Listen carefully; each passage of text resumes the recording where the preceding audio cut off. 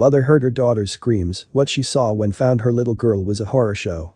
While at a play center, a mother suddenly heard her 17-month-old daughter's blood-curdling screams.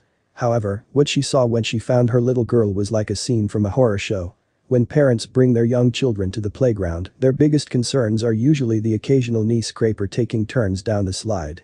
Hardly ever does one expect to find their child in a bloody battle for their lives.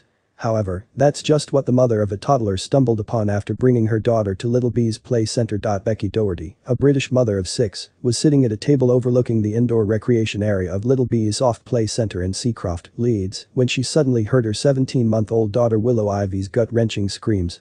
Panicked, as any parent would be, Becky rushed over to see what had happened. What she saw was so horrific that it's almost as if it was taken straight from the script of a horror movie. The screaming toddler was covered in blood as a 2-year-old boy still lay on top of her, biting off chunks of her flesh in a cannibalistic attack. With blood smeared across his face and an ear-to-ear grin, the boy had to be pulled off of little Willow Ivy before he would release his grip on her throat. Fortunately, he was removed just as little girl's skin was turning blue from lack of oxygen, according to the Mirror. Becky raced over to find Willow Ivy blue and not breathing, and the boy standing with a big smile on his face, with blood all around his mouth. Horrified, Becky scooped up her daughter and inspected the bleeding wounds.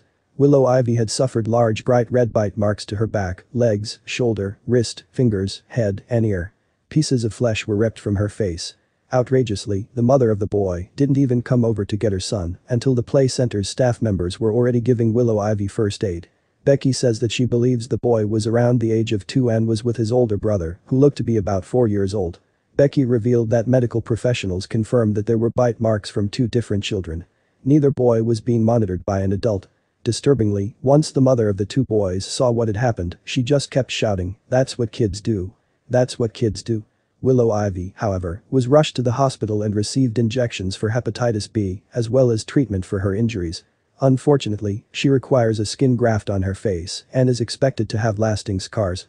The owner of Little Bees Play Center, who did not want to be identified, admitted that she assisted Willow Ivy, but reiterated that the business is not a daycare, adding that children need parental supervision. West Yorkshire Police confirmed that a social services referral was made in relation to the 2-year-old boy and that the case has been closed.